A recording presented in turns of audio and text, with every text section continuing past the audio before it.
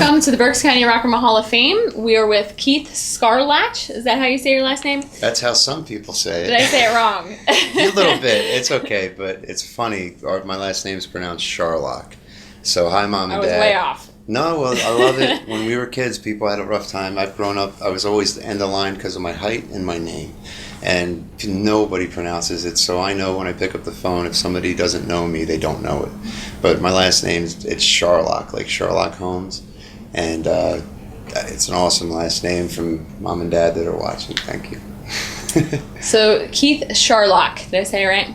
Yep. Cool. You are a member of the Berks County Rock and Roll Hall of Fame, and so thank you for being here. Yeah. And we're just hoping to get to know you a little bit, get to understand how you started playing music. How long have you been playing music? Well, when I was like 5, I had cardboard and I made guitars out of it and I'd bang on it until my mom and dad let me buy one when I was 7. So I didn't really play guitar till I was in college, but I made noise on guitar from 7 to 18. And then in college I learned some songs from other guys that had guitars, and I've been in Berks County since I was 18 years old. I graduated from Alvernia in 2002, so all of my music history comes out of this county, even if I'm originally from South Jersey. That was when I played my first gigs and my first parties, and I really was kind of always like the transplant because I'm friends with guys that are from this area, like Flux Capacitor, my buddies. They're amazing and they're doing big things. And I played my first gig ever when they were the Odyssey, and John Dodson was in the band, and Fred Bernardo's nephew. And so I go back with that part of the music scene in Berks County 20 years now. And all along I was a teacher. I learned as a teacher, and guitar's always been like my best friend. So yeah, a long time. That's all I do. I guess I don't want to say how old I am. Okay, I'm 38, so 38 minus 7, that many years. You might be one of the younger members of the Berks County Rock and Roll Hall of Fame. Which so is pretty awesome, because I was thinking about this on the ride here. I'm kind of going backwards in life right now. I'm starting off in the Hall of Fame, but everything just kind of got started right now. So everything that led up to this point, and the fact that I'm lucky enough to be friends and be on a piece of this, I mean, Jesus, all these guys are wonderful people, wonderful musicians. They got stories to tell, and this is so cool that I'm a part of history of where I'm from. So you're kind of a solo musician, is that correct? Absolutely. Well, yeah, I am. I play with people. Bob behind the camera has played with me on different concoctions of bands and jam sessions, and I kind of look at it like everybody's my band. I bring egg shakers to shows. You're in the band.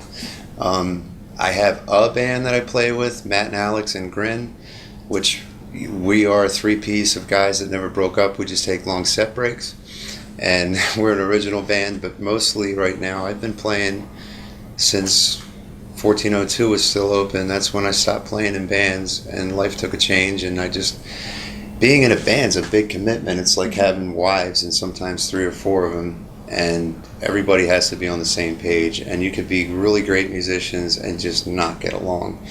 And I've learned that now that I'm a father, my kids, hi Kayla and Liam, I don't gig when I have the kids unless I can bring them, and they come first. So no band would really understand my dynamic of importance. So in my vision, I like to just get up and play by myself, and if Bob shows up and doesn't have hands to clap or I got stuff for him to shake, I'd be disappointed. Like, because all musicians in this area, I've played with you guys, and so I'm kind of that dude that floats in between them. But yeah, the solo thing is how I can express how I want to be.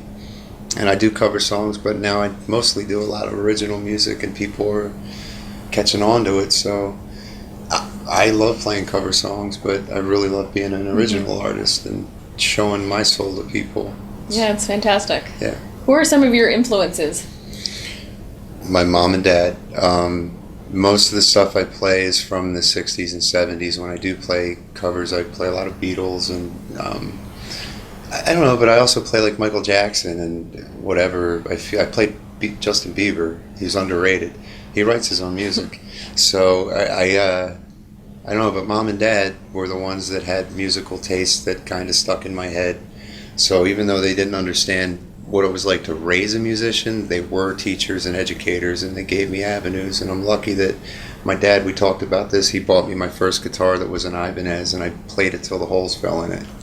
And over time, you buy another guitar, and it's all because of my father putting a little drive behind me that if you're going to be something, be the best you can be at it. And this just happened to be what I'm, I guess, better at than other stuff. And does that answer the question? Sure. Am I flying left and right? Yeah. Hi, Mom. So, as far as your career goes, you're not so much looking back on, your history as you're kind of looking forward. Yeah. You're involved in some new projects now as a musician. Oh, yeah. Like musically, I played in a lot of bands and made a lot of friends and had a lot of great experiences. And to get to this point, all of that was crucial to make the friends, because I don't even know who threw my name in the hat to be in this, but whoever did, thank you. Because this, there's peers that voted peers in, and that means something. That's not just somebody who didn't go to gigs over the years. People have seen me play with these guys, and they know I'm on the level with these guys. So, but moving backwards is kind of like there's 3 keys. You can go to the backwards key or the middle key or the forward key, and I'm going to the forward key because now all of these years, 20 years of being a professional musician are leading me to a point where I can use my guitar to reach out to people that need to hear a message. And so I'm pretty passionate about mental health awareness, and right now that's kind of the direction I think I'm being pushed in. So it's not a matter of, a lot of musicians want to be rock stars and they want to get up and make tons of money and have tons of this and that, and it's kind of ridiculous because it's just more stuff. I want to go places, see things, do stuff, and I recently have connected with some people that are supportive. I have a couple of different, I don't want to put too much out there yet, but there's some projects that are coming, and I know it's going to help people, not just the people suffering with it, because we all have family and friends that either have a mental illness diagnosis or we are affected directly by it, because we have caretakers of people that are hard to understand. And I'm not ashamed to say that I have diagnoses. I don't really need to say what they are, but I've lived inside it and outside of it. And as a musician, musicians walk this line of insanity. You're going to push yourself really hard to drive 50 miles to a gig. It's that internet thing, and you're going to get 3 hours of work in, and at the end of the night the lead singer is going to walk up and have $50 in his hand for 6 guys. So if you're doing this for the money, you're an idiot, because your equipment, how many amplifiers and guitars did you buy that were like, you could be in a band for 3 years and never make that money back? So I'm actually using this music to raise awareness, not just to the people that are fighting it, but also to the families, because I've been on both sides and all sides through personal experience, friend experiences, and I think if somebody has an approach where I can use my songs, like my, this is my Ibanez, my AEW Art Core. It's my #1 right now. Don't do Martins anymore. I'm sticking with Ibanez. And this guitar has been a lot of cool places, done a lot of cool gigs, but at the end of the day, people need a positive message, and I am a one-man band. I've been blessed with different talents and abilities that I finally am comfortable with myself because I did the work. And if more people were willing to do the work on themselves, I don't believe in pharmakeia. I think medication is a necessity at times, but it's not a crutch. And if people learn that just deep breaths are the best anxiety relief you could find, I got this guitar, so look at me. I'm going to sing a song. You're going to like it. You might know the words. You might hate my song. But I got this message, and I'm going to work with families of people that are in different situations so that you don't alienate somebody, because mental illness is misunderstood, but at least there's people that are making leaps and bounds to understand it. And there's doctors and there's facilities so my goal is, I'm in music therapy. I'm using my guitar as a therapy device. And so if I'm playing a gig at a bar, I'm alcohol free, I'm playing my butt off to entertain people, but I might say something on the microphone like, hey, this is your conscience speaking. Is that person next to you sober enough to drive you home? Because that's your 15th shot between two of you in 2 hours. This is your conscience speaking. I can see better now. And as a young man, I did the lie of drink the Jack Daniels, and when you mix Jack Daniels and doctors are giving you medications to make your mood better, it's a recipe for disaster. And so I can say that I have personal experience, and I'm no longer, the stigmas don't scare me, because nothing scares me. I'm a warrior, you know, and this guitar, like, I'm just starting to do. So this interview, the timing to be a part of this history now, this isn't like history that's the past. This is more like the history that's launching the future.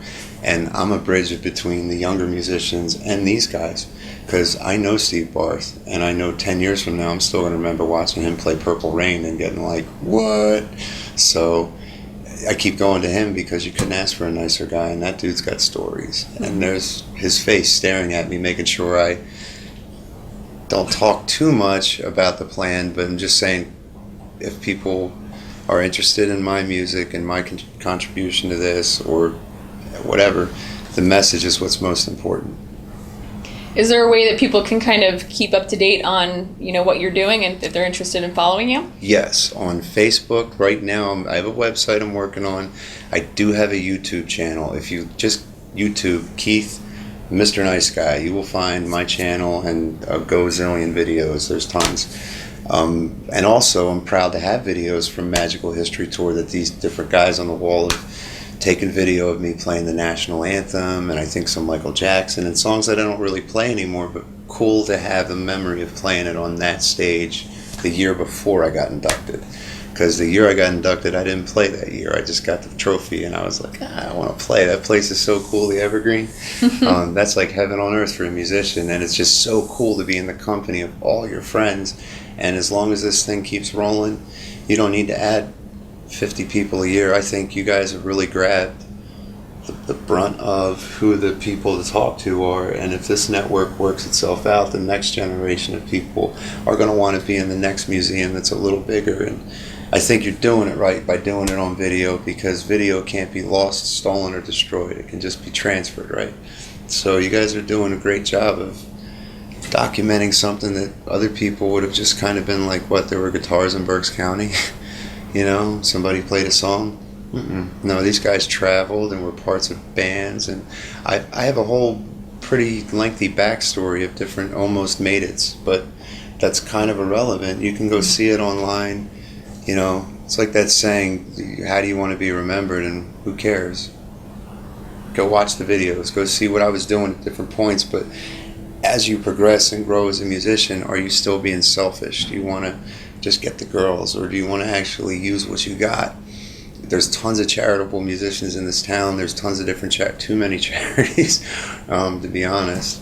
They should slow down and pick one and raise money for a good cause, and not have 20 people trying to make a name for themselves on charities. So, but I might sound crazy, but I think that this is the beginning of cool stuff, and to be in this video and be a part of the project and blab my brains out. Bob's going to use, I was joking, it's going to use like one snip of me being like, yep. You know, like Keith just started talking, and I'm excited. I'm happier than I've ever been in life. Music is the foundation, and someday, like, I'm already, how do you make a living? I'm a music teacher. I'm a music therapist. I entertain. How much happier could you be?